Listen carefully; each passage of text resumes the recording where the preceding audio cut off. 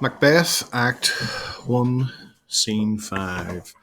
As you notice, this takes place at Inverness at Macbeth's castle, and now it's quite far away from the King's Castle Forest. So there's a shift away here from the court of King Duncan. And if we remember from Act 1 Scene 4, we'll know a couple of things. That Macbeth, in a sense, has found out that Malcolm will be the new king on Duncan's death, which means that if he wants to become king, he's got that problem. He's going to have to kill Malcolm or get rid of Malcolm too. And also that the king is expecting to come and hang out with Macbeth at his castle in Inverness. So in a sense, he's travelling up there to spend more time with Macbeth. And when the king comes to stay with you, it's a tremendous honour. It is a massive honour for the king to come and stay with you. And as we know from what he says in Act 1, Scene 3, that he wants to kind of, grow Macbeth, that he wants to kind of honour him, that he wants to show him and kind of nurture him in a sense. It's got all that sort of wonderful imagery of growth and nature and stuff like that Duncan stands for. Now, Act 1, Scene 5 is at Macbeth's castle, and we have the new character, Lady Macbeth. Much maligned character, but it's interesting because what has happened here is Macbeth is coming obviously on a horse, but he sent a Riderhead with a letter, and this is her reading Macbeth's letter to her. And it does a couple of things. It shows us how intimate they are in a sense of how much they trust each other with their darkest and deepest thoughts, and how much love they have for each other and how well they know each other as well. She knows her husband really well, and that comes through. So let's just have a little look. So we'll do a read through. And so she's reading a letter. And then, they met me in the day of success, and I have learned by the perfectest report they have more than mortal knowledge. And again, it kind of hints at this particular part that sort of hints his idea that he is somehow kind of, the witches are kind of supernatural. So he believes in that. When I burned in desire to question them further, they made themselves air into which they vanished. And again, we see that superstitious nature of him kind of coming along. And obviously his wife, Lady Macbeth, believes in that too. Whereas I stood wrapped in the wonder of it, came missives from the king. Again, a bit of a typo here.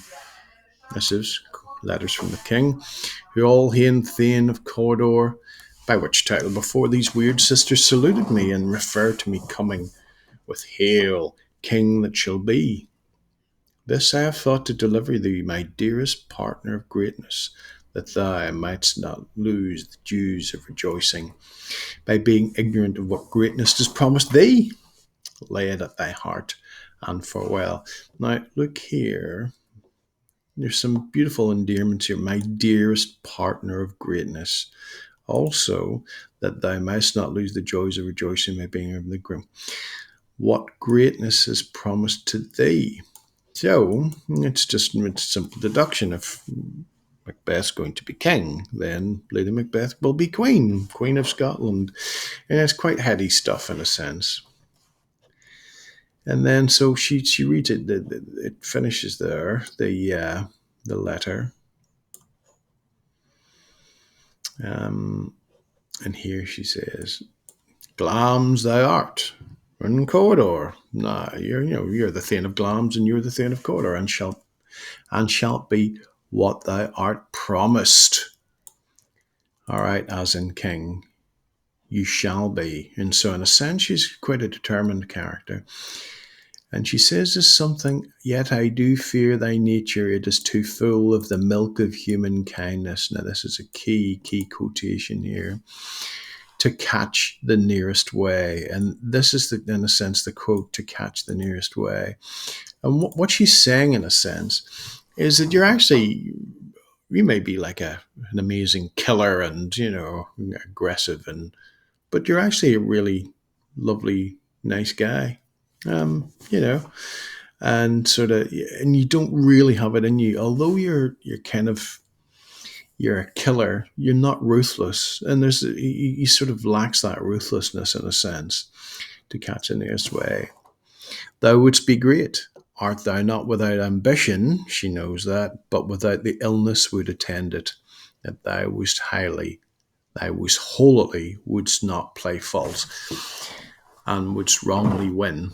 And this, in a sense, is she's basically pointing out he's quite a virtuous person in a sense that that despite being like an amazing warrior, he is gentle, he is kind, he is honest. He's not without ambition, but then everyone would have had ambition. But also that, in a sense, that he won't play false, would not play false, and she understands that in order to get ahead, there's something kind of Machiavellian that needs to happen. And remember, come back to those of you who remember Machiavelli, the prince, and it's that idea that that you say one thing and do another, and that is not Macbeth because he's a pretty straight up guy. All right, let's have great glams. What cries? Thus thou must do if thou have it, than wished should be undone. He thee hither, and here she says another important quotation, that I may pour my spirits in thine ear.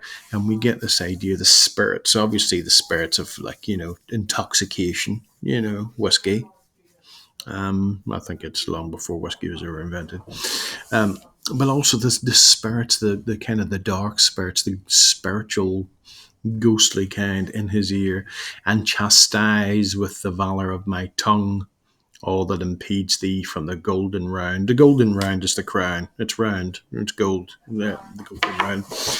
And that sort of euphemism, which fate and mystical fade, it doth sing, have thee crowned withal. And so she's really just pointing out her role, what she's going to do.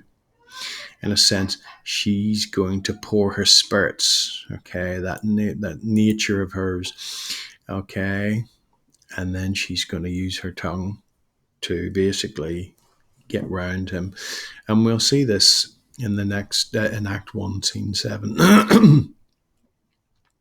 So you get some nice kind of imagery here. Then enter a messenger. Okay, there she's got the reading. What's your tidings? The king comes here tonight. Thou art mad to say it.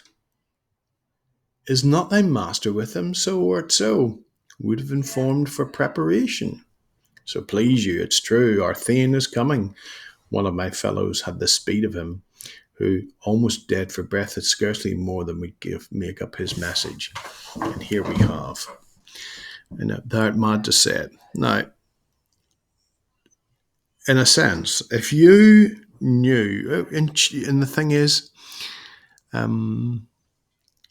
Lady Macbeth, she's a pragmatist. She knows that the only way that Macbeth can become king is if Duncan dies. So if Duncan dies, and he seems to be, she understands that really the only way that Macbeth can become him is to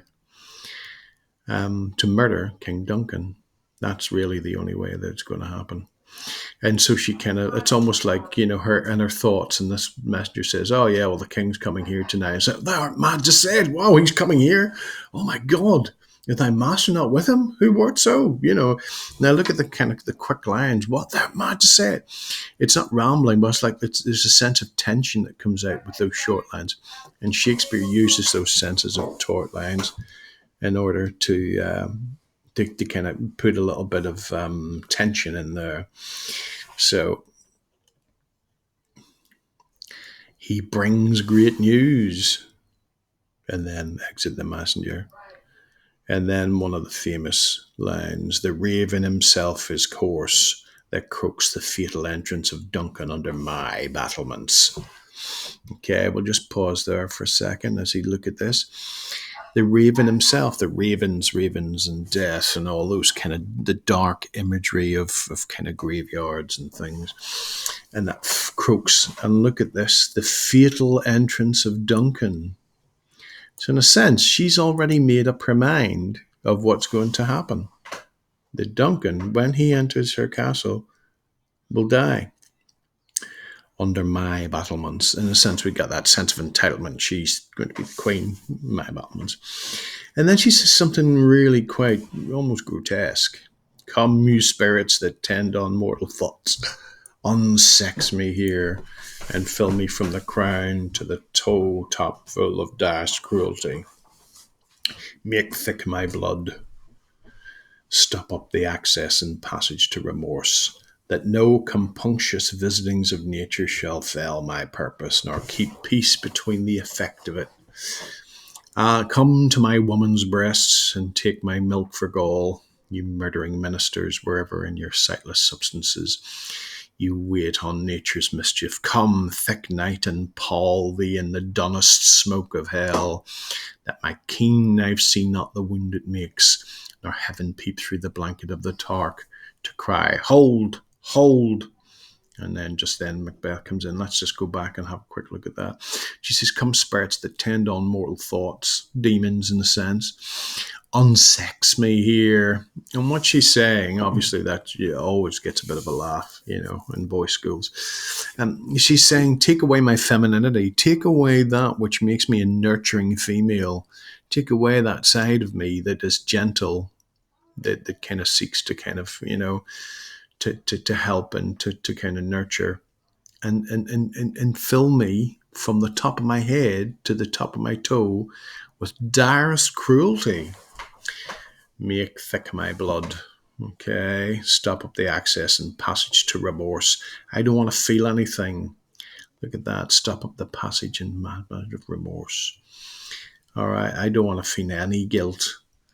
That no compunctious visitings of nature shall fit me, shall fake. Well, come to my woman's breasts and take my milk for gall. And gall is kind of like a bitter thing. It's almost like, in a sense, the thing that should nurture, that imagery of gentle nature is changed. You wait on nature's after the dunnest smokes of hell. And we get this kind of quite really dark, bleak imagery that comes through. Then enter Macbeth. Great lambs, worthy corridor, great both, all hail hereafter. And then she says, thy letters have transported me beyond this ignorant present. I feel now the future in the instant. The future in the, it's almost like a kind of like an oxymoron in a sense. But she understands it with Duncan coming, that really they have this single only opportunity to strike, and this will be it. So they have to get on the plans. Now notice how Macbeth addresses her, my dearest love. Duncan comes here tonight. My dearest love. Not formal, and there's a sense of informality between them, the way that they sort of know each other so well. And so they're very much a couple very much in love, a couple who very much trust each other, and they're very frank and direct with each other as well. Lady Macbeth says, and when goes hence? Tomorrow, as he purposes. Oh, never. It's almost like a day. Shall sun that morrow see? And in a sense, now all we know is Macbeth wants to be king. What we also know from the previous scene is that he's got a problem. If he wants to become king, he's got to get rid of obviously Duncan, but also Malcolm as well. So that's a problem. All right. So in a sense, she's taking the reins here. So obviously she's going to take the reins and do what needs to be done. Your face, my thane, is a book where men may read strange matters. And I love this. This is kind of this imagery, people as books. Mean strange matters. It basically, he can't disguise what's on his mind. His face is always kind of like betrays the fact that he's annoyed. He's got quite an expressive face. To beguile the time, look like the time. bear welcome in your eye, your hand, your tongue. Look like the innocent flower, but be the serpent under it. And again, one of the key quotations from this scene. He that's coming must be provided for, and you shall put this night's great business into my dispatch. All right. So in a way, what's happening in a sense is that she is going to run everything because she knows really that although he's ambitious, he doesn't have what it takes. He's not Machiavellian. He's not kind of he can't really be trusted to kind of to do things that need a little bit of subterfuge, which shall be all our nights and days to come. Give solely sovereign sway and masterdom. We will speak further. Only look up clear to alter favour fee ever is to fear. Leave all the rest to me. Exeunt. And then scene 5 ends. And scene 5 is crucial in a sense. It builds upon what needs to be done to kind of carry the rest of the thing. So now the audience, always thinking of the audience see that, wow, okay, well, here's a woman who's pretty determined to get things done. But also kind of like, this is a family that trusts each other and seems to love each other very well. And that, here they are, that he just walks in and she's talking about killing the king. I mean, the imagery there, the kind of the roundabout where they're talking about. But this is in a sense, you're watching a murder being planned. This is a planned murder. And so we obviously know that from this, that this is something now that, that they've obviously thought about, that perhaps, late at night around the fire, they've talked about being king and queen. And now it's going to come to fruition. And they have this one chance. She's not going to let anyone, Paul, do anything that's going to screw it up, especially not Macbeth. And there we have it.